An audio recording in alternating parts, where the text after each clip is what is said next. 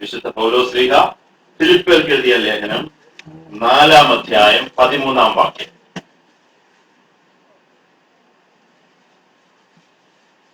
നല്ലോണം ബൈബിൾ വായിക്കുന്ന ആരുണ്ട്? നല്ലോണം ബൈബിൾ വായിക്കുന്നു? മലയാളം അറിയാവുന്നവരാരുണ്ട്? ആരില്ല മലയാളം അറിയാം. ഇംഗ്ലീഷ് ബൈബിൾ എടുക്കട്ടെ. ഒന്ന് കൈവക്കിക്കേ. ഇതിനകത്ത് കോൺഫിഡൻസ് ഉള്ളവരെ കിട്ടാൻ വേണ്ടിയാ. ബൈബിൾ വായിക്കാൻ കഴിവുള്ളവരൊന്ന് കൈവക്കിക്കേ. തല ചോദിക്കാൻ തുടങ്ങി.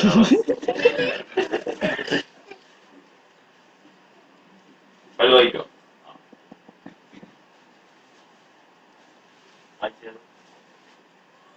ഫിലിപ്പിയർക്ക് എഴുതിയ ലേഖനം 4. ഫിലിപ്പിയർ എവിടെയാണെന്നുള്ളത് നോക്കണേ. ഇതല്ലേ ഏറ്റവും ലാസ്റ്റിലാണ്. ഏറ്റവും ലാസ്റ്റ് ആയിട്ട് എടുക്കുക.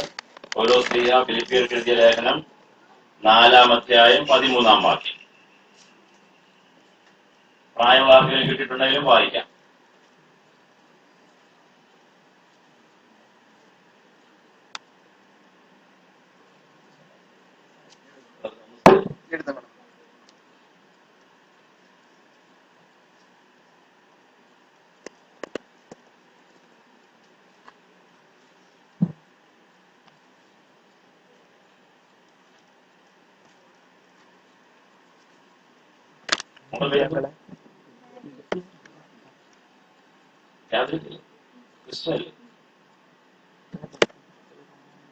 ഇനി മർത്തോമാക്കാരുടെ ഒരു യോഗത്തിന് കഴിഞ്ഞ ആഴ്ച ഇതുപോലെ പോയത് അവരെല്ലാവരും ബൈബിളുമായിട്ടാണ്.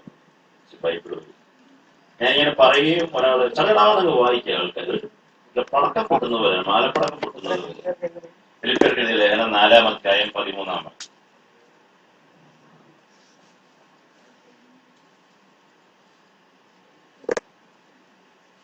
ഒറ്റ വാക്യം വായിച്ചാൽ മതി. എന്നെ ശക്തനാക്കുന്നതിലൂടെ എല്ലാം ചെയ്യാൻ എനിക്ക് സാധിക്കും. ആ വായിച്ചു കഴിയുമ്പോൾ നമ്മുടെ മനസ്സിൽ എന്തെങ്കിലും സന്തോഷം എന്താ എഴുതിയേക്കുന്നത്? എന്നെ ശക്തനാക്കുന്ന ക്രിസ്തുവിലൂടെ എല്ലാം ചെയ്യാൻ എനിക്ക് സാധിക്കും. എന്തൊരു ഉദാഹരണം! എന്നെ ശക്തനാക്കുന്നത് ആരാണ്? യേശു ക്രിസ്തുവാണ്, പരിശുദ്ധാത്മാവാണ്. എന്നെ ശക്തനാക്കുന്ന ദൈവത്തിലൂടെ എനിക്കെല്ലാം ചെയ്യാൻ സാധിക്കും. അമേരിക്കൻ പ്രസിഡന്റ് ആയിരുന്ന റൂസ്വെൽറ്റ് 4 തവണ അമേരിക്കയുടെ ചരിത്രത്തിൽ 4 തവണ പ്രസിഡന്റായ ആളാണ്. അദ്ദേഹം എന്തായിരുന്നു അറിയാമോ? പക്ഷാഘാതം ബാധിച്ച ആളായിരുന്നു. പാരലിറ്റിക്. എന്നെ ശക്തനാക്കുന്നതിലൂടെ എനിക്കെല്ലാം ചെയ്യാൻ സാധിക്കും. ബീഥോവൻ, നിങ്ങൾ കേട്ടിട്ടുണ്ട് ബീഥോവന്റെ സിംഫണി? നമ്മുടെ ഇളയരാജ്യം ഒന്നുമല്ല ബീഥോവന്റെ അടുക്ക്. ബീഥോവന് കേൾവിയില്ലായിരുന്നു, ബ്ലൈൻഡ് ആയിരുന്നു,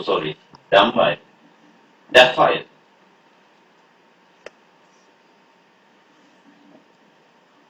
ജോൺ മിൽട്ടൺ പാരഡൈസ് ലോസ്റ്റ് എന്ന് പറയുന്ന മഹാകാവ്യം എഴുതിയ അദ്ദേഹം അന്ധനായിരുന്നു. നമ്മുടെ സമൂഹത്തിൽ ഇങ്ങനെ എടുത്തു നോക്ക്. നമ്മള് ഒത്തിരി കുറവുകളുള്ളതെന്ന് പറഞ്ഞ് മാറ്റി നിർത്തുന്ന വ്യക്തികളാണ് വളരെയധികം മുന്നിലേക്ക് വരുന്നത്. ഇന്നലെ ഞാനും എന്റെ വൈഫും കൂടെ ഒരു അഗ്രികൾച്ചറിസ്റ്റിന്റെ, ഒരു കൃഷിക്കാരന്റെ വീട്ടിൽ പോയി. മേഘനാഥ് ഗുപ്ത എന്നാണ് സാറിന്റെ പേര്. ഒരു 3 ഏക്കർ സ്ഥലമുണ്ട്, കായലിന്റെ അടുത്താണ്. അദ്ദേഹത്തിന്റെ ഭാര്യ ഒരു കൈ തളർന്നുപോയ ഒരു സ്ത്രീയാണ്.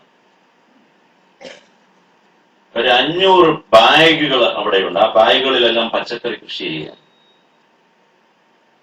ഒരു 5-10 പശുവുണ്ട്. ഇഷ്ടം പോലെ വാഴയുണ്ട്. ഇതുവരെ ഒരു പച്ചക്കറി മേടിച്ചിട്ടില്ല. ഏതാണ്ട് 10-20 വർഷമായിട്ട് ഒരു പച്ചക്കറി മേടിച്ചിട്ടില്ല. അവിടെ തന്നെ കുളമുണ്ട്, കുളത്തിൽ മീനെ വളർത്തുന്നുണ്ട്. ഈ സ്ത്രീയാണ്. മേഘനാഥ് സാർ പറയാണ്, ഒരു നിമിഷം ഇപ്പോൾ അടങ്ങിയിരിക്കത്തില്ല. ഒരു കൊച്ചു പിച്ചാത്തിയുമായിട്ട് അങ്ങ് ഇറങ്ങി ഇങ്ങനെ മണ്ണ് ഇളക്കി ഇളക്കി ഇളക്കി ഇളക്കി അവിടെ ഒരെണ്ണം നടും, പിന്നെ അങ്ങോട്ട് മാറ്റി മണ്ണൊന്ന് ഇളക്കി ഒരെണ്ണം നടും. അവര് ചായ ഇട്ടുകൊണ്ട് തന്നു. എന്ത് ടേസ്റ്റ് ആയിരുന്നു ആ ചായ! അവിടുത്തെ പശുവിന് പാല് കൊണ്ടുണ്ടാക്കിയ ചായ. രണ്ട് കൈയുണ്ട്. ഈ മണ്ണിൽ നമ്മൾ എന്തെങ്കിലും അധ്വാനിക്കുന്നുണ്ടോ? എത്രയോ മാമ്പഴങ്ങൾ നമ്മൾ തിന്നു, അതിന്റെ ഒരു മാങ്ങാണ്ടിയെങ്കിലും നിങ്ങൾ തുറന്നിട്ടിട്ടുണ്ടോ? എത്രയോ പറങ്ങേണ്ടി നിങ്ങൾ പൊട്ടിച്ചു തിന്നു, ഒരു പറങ്ങേണ്ടിയെങ്കിലും ഈ ഭൂമിയുടെ എവിടെയെങ്കിലും നിങ്ങൾ തുറന്നിടാൻ വേണ്ടി ഈ കയറങ്ങൾ ഉപയോഗിച്ചിട്ടുണ്ടോ? പുഷ്പമേളകൾ കണ്ട് നമ്മൾ സംതൃപ്തരാകുന്നു. മനോഹരമായ കാഴ്ച, വാരി വിതറിയ പുഷ്പങ്ങൾ. എന്നിട്ട് അതിന്റെ മുന്നിൽ നിന്ന് പറയുമ്പോൾ ആ ഗംഭീരമായിരുന്നു.